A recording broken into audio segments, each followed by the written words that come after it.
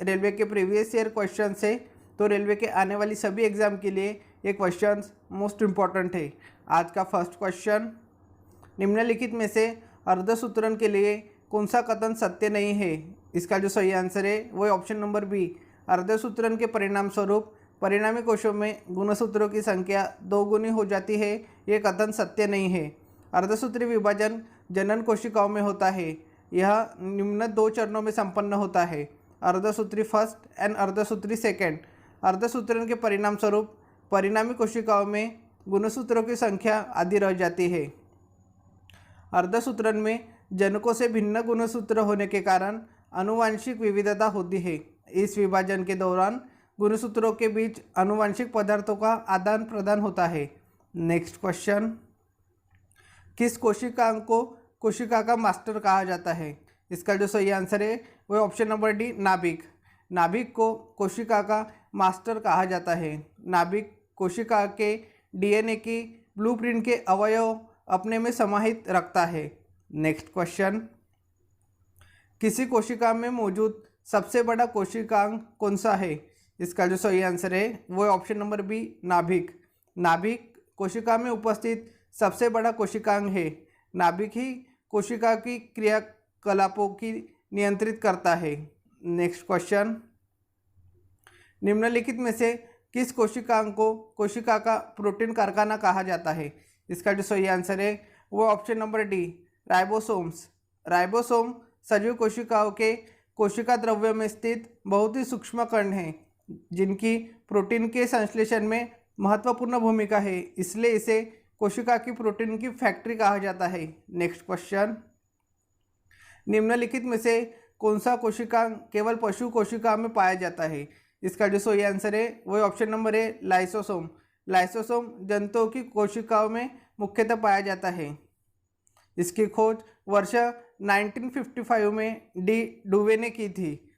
इसका प्रमुख कार्य कोशिका में एंडोसाइटोसिस द्वारा लाए गए प्रोटीन तथा अन्य पदार्थों का पाचन है। भोजन की कमी के समय लाइसोसोम साइटोप्लाज्म में स्थित प्रोटीन, लिपिड तथा कार्बोहाइड्रेट का पाचन करता है। इसी कारण इसे आत्महत्या की थैली कहते हैं।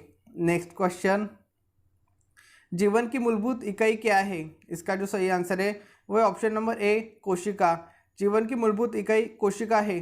सन 1665 ईस्वी में रॉबर्ट हुक ने कोशिका की खोज की थी। कोशिका के अंदर प्रोटीन का संश्लेषण राइबोसोम में होता है। लाइसोसोम को आत्महत्या की थैली कहा जाता है।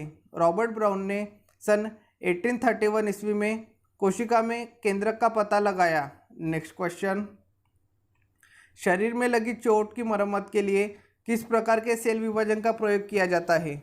इसका जो सही आंसर है वो ऑप्शन नंबर ए, केवल समसूत्रण। शरीर में लगी चोट की मरम्मत के लिए केवल समसूत्रण सेल का विभाजन का प्रयोग किया जाता है। इसे परोक्ष कोशिका विभाजन भी कहते हैं। इस प्रकार की कोशिका विभाजन शरीर की कायिक कोशिकाओं में होता है। इस प्रकार के विभाजन में मातृ कोशिका विभाजित होकर 2 समान नई संतति कोशिकाएं बनाती है। नेक्स्ट क्वेश्चन, जोड़े मिलाए। कोशिका भित्ति पादप कोशिका में पाई जाने वाली संरचना है। यह सेल्यूलोज की बनी होती है। इसी आधार पर जंतु कोशिका और पादप कोशिकाओं में अंतर किया जाता है। एटीपी का निर्माण माइटोकॉन्ड्रिया में होता है। माइटोकॉन्ड्रिया जंतु और पादप दोनों की कोशिकाओं में पाई जाती है। अतः स्पष्ट है कि दिया गया कोई भी विकल्प सत्य नहीं है। नेक्स्ट क्वेश्चन, एक पशु के शरीर की सबसे बड़ी कोशिका इनमें से कौन है? इसका जो सही आंसर है वह ऑप्शन नंबर बी, न्यूरॉन। जानवरों के शरीर की सबसे बड़ी कोशिका न्यूरॉन तंत्रिका है। यह तंत्रिका तंत्र में स्थित एक उत्तेजनीय कोशिका है। इस कोशिका का कार्य मस्तिष्क से सूचना का आदान प्रदान और विश्लेषण करना है। तंत्रिका कोशिका में कोशिकीय विभाजन नहीं होता है, जिससे इसके नष्ट होने पर दोबारा प्राप्त नहीं किया जा सकता है, किंतु इसे स्टेम कोशिका द्वारा ही प्राप्त किया जा सकता है। नेक्स्ट क्वेश्चन, निम्नलिखित में से कौन सा एक कोशिका में अधिक मात्रा में होने वाला अणु है? इसका जो सही आंसर है वो ऑप्शन नंबर ए, जल। कोशिका सजीवों के शरीर की रचनात्मक और क्रियात्मक इकाई है। कुछ सजीव जैसे जीवाणुओं के शरीर एक ही कोशिका के बने होते हैं, उन्हें एक कोशिकीय जीव कहते हैं, जबकि कुछ सजीव जैसे मनुष्य का शरीर अनेक कोशिकाओं से मिलकर बना होता है, उन्हें बहुकोशीय जीव कहते हैं। कोशिका के भीतर निम्नलिखित संरचना पाई जाती है: केंद्रक एवं केंद्रिका, जीवद्रव्य, गोल्जी काय, कनाभ सूत्र, अंतर्द्रव्य जालिका, गुणसूत्र, राइबोसोम तथा सेंट्रोसोम लवक।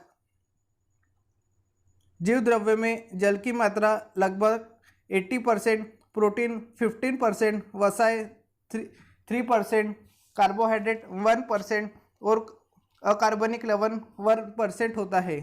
नेक्स्ट क्वेश्चन, कोशिका सिद्धांत निम्नलिखित में से किस पर लागू नहीं होता? इसका जो सही आंसर है वो है ऑप्शन नंबर डी, विषाणु पर।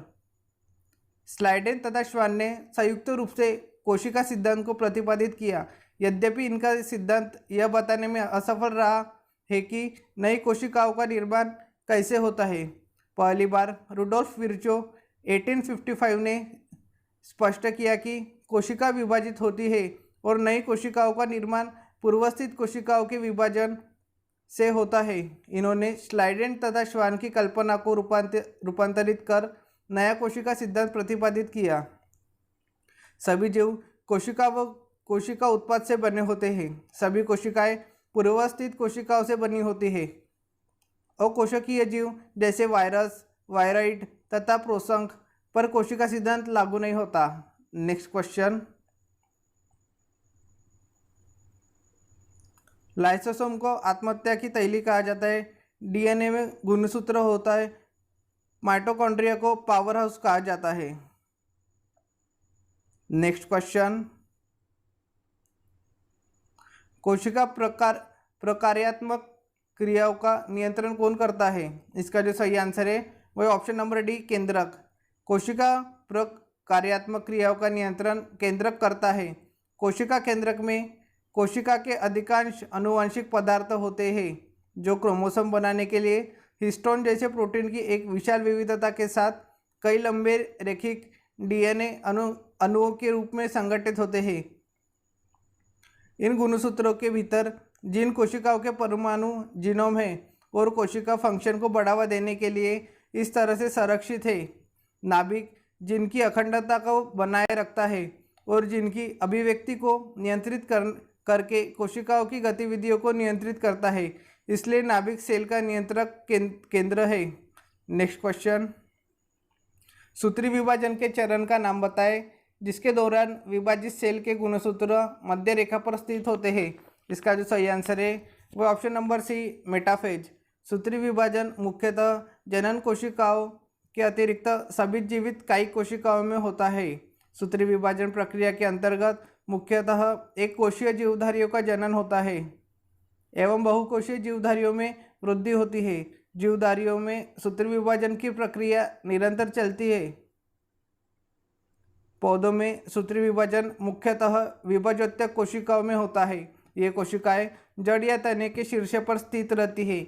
सूत्री विभाजन प्रक्रिया के मेटाफेज चरण के दौरान विभाजित कोशिका के गुणसूत्र मध्य रेखा पर स्थित होते हैं। नेक्स्ट क्वेश्चन, पौधों में पाया जाने वाला नीला, बैगनी या लाल फ्लेवोनाइड वर्णक किसकी उपस्थिति के कारण होता है? इसका जो सही आंसर है वो ऑप्शन नंबर बी, एथोसाइनिन। पौधों में पाया जाने वाला नीला, बैगनी या लाल फ्लेवोनॉइड वर्णक एथोसाइनिन की उपस्थिति के कारण होता है।